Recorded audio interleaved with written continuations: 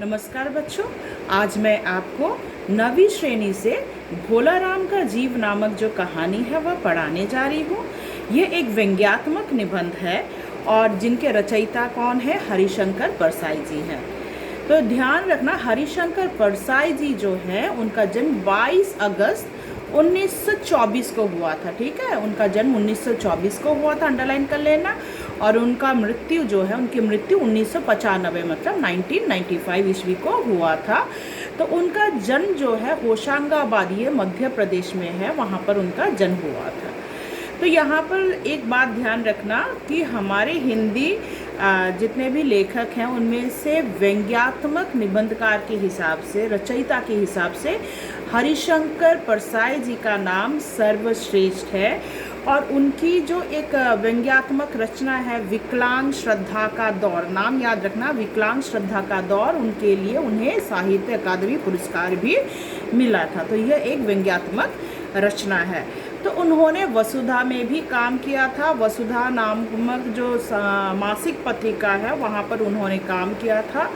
और उनकी जो प्रमुख कहानियाँ हैं, जैसे हंसते हैं रोते हैं, उनके दिन फिरे, ये दोनों कहानियाँ काफ़ी इम्पॉर्टेंट है।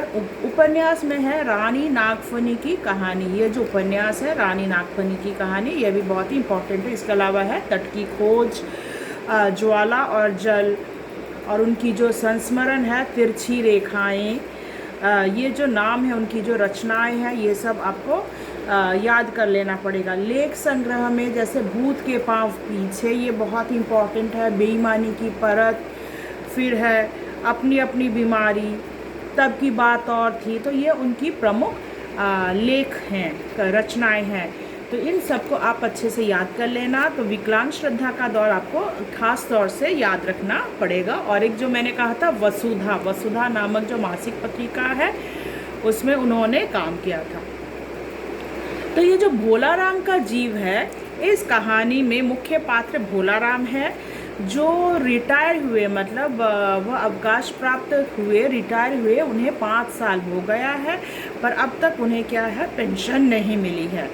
पेंशन न मिलने के कारण घर में काफ़ी गरीबी आ गई है। देखो जब तक वे नौकरी कर रहे थे तो भले चंगे थे, मगर रिटायरमेंट के बाद क्या है, उनकी पेंशन रुक गई थी। अब पेंशन रुकने के बाद घर में जितने भी बर्तन थे एक एक करके सारे बिक गए, घर पर कुछ भी नहीं था। और इसी दुख में क्या है, मतलब गरीबी के कारण वे भी चल बसे। तो वे एक 1.5 कमरे के में रहते थे। तो जबलपुर इलाका था, धमापुर इलाके में रहते थे। तो उनके मृत्यु के बाद क्या होता है, धर्मराज, जैसे कि हम लोग कहते हैं, धर्मराज क्या करते हैं, दूत भेजते हैं उन्हें, हमें क्या है, अपने कर्म के अनुसार स्वर्ग या नर्क मिलता है। तो यहाँ पर उनकी जब आत्मा निकल गई, जब उनकी मृत्यु हो गई, तो धर्मराज ने दूत को भेजा।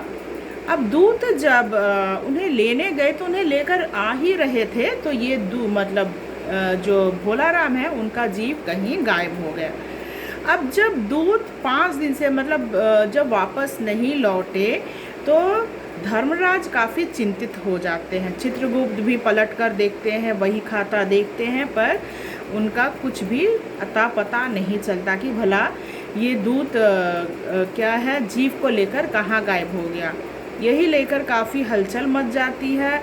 इतने में दूत आता है, और यूँ यमदूत जो है 5 दिनों बाद जब हाँफते आता है, तो उनसे सब कुछ सुनते हैं कि वे जीव को लेकर, मतलब भोला राम के जीव को लेकर आ ही रहे थे, तो कहीं गायब हो गए।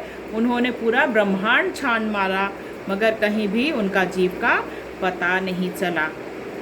यह सुनते ही क्या है, दूत और चित्रगुप्त, ये धर्मराज और चित्रगुप्त जो है यमदूत को बहुत ही भला बुरा कहते हैं।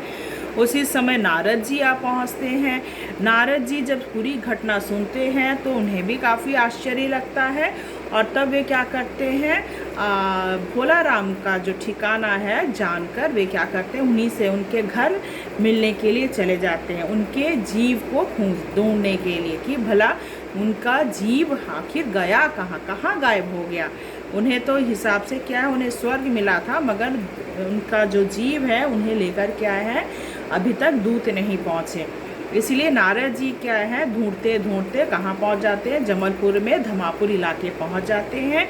और उनका जो घर था, घर के बाहर क्या है, भोला राम को बुलाने लगते हैं। और तभी उनकी पत्नी आती है। पत्नी बाहर पहले तो सोचती है कि ज़रूर कोई भिखमंगा आया होगा, मगर उसके बाद वह अपना सब कुछ हाल सुना बैठती है। वह कहती है कि धीरे धीरे, मतलब घर पर बिल्कुल भी पैसे नहीं हैं, उनके बेटे बेटी जो भी हैं, 2 बेटा और 1 बेटी हैं, तो उन लोग भी काफ़ी परेशान हैं। घर के सारे सामान बिक गए, गहने बिक गए। अब तो मकान जो है वो किराया का है, किराया भी ना देने के कारण क्या, शायद मकान मालिक भी अब घर से निकाल दे।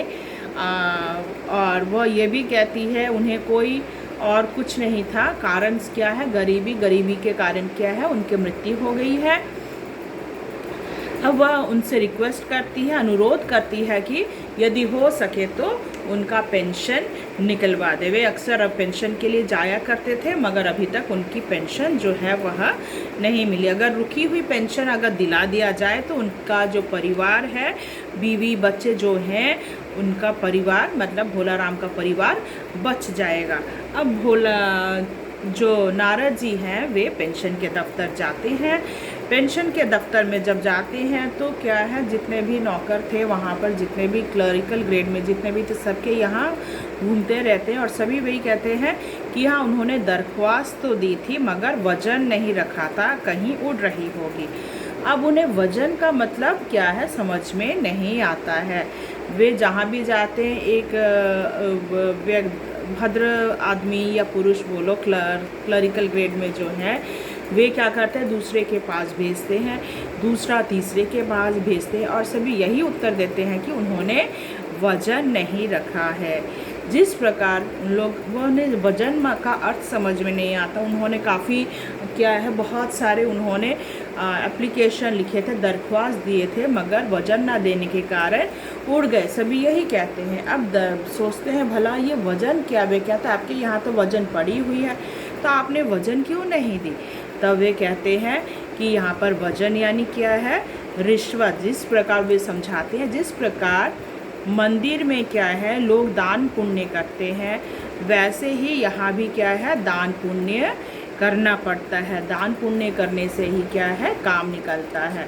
अब नारद जी को कुछ थोड़ा थोड़ा समझ में आया, तो यहाँ पर उनके जो मैनेजर थे, बड़े साहब थे, वे उनके पास जब जाते हैं तो वे कहते हैं वज़न यानी जिस प्रकार अगर आप अपनी वीणा हमें दे दें तो आपका काम कुछ हो सकता है। उनकी बेटी संगीत सीखती है, तो अगर नारद जी की वीणा मिल जाए तो क्या है, काम आके निकल सकता है। नारद जी सोचे चलो भाई अगर रुकी हुई पेंशन मिल जाए, तो उसके लिए वे क्या करते हैं, उनकी जो प्रिय वीणा है वह उन्हें दान कर देते हैं, वहाँ पर टेबल पर रख देते हैं। कहते ठीक है आप ले लीजिए। इतने में क्या है, आते ही जैसे ही भोला राम मतलब जैसे ही नारद जी ने अपनी वीणा रखी, तो मैनेजर जो है वे क्लर्क से, चपरासी से क्या करते हैं, कहते हैं कि उनकी फ़ाइल लेकर आए, भोला राम की फ़ाइल लेकर आए। जैसे ही भोला राम कहकर पुकारा जाता है, तभी आवाज़ आती है कि कौन पुकार रहा है। अब तब नारद जी पूछते हैं, जब फाइल आती है, भोला राम की फ़ाइल आती है, तो पता चलता है कि भोला राम का जीव जो है वह फाइल के अंदर बंद है। अब नारद जी तब कहते हैं, भोला राम मैं तुम्हें लेने आया हूँ। पर भोला राम उत्तर देता है कि नहीं, मैं पेंशन के फाइल में ही रुका रहूँगा, जब तक मेरी पेंशन नहीं निकलेगी मैं यहाँ से बाहर नहीं निकलने वाला। तो ये कहानी का सारांश है। आपको मेरे ख्याल से समझ में आया होगा। और अब जो है नेक्स्ट पार्ट में मैं आपको ये कहानी पढ़ाऊँगी। पेज नंबर 59 आप लोग खोलिए। धन्यवाद।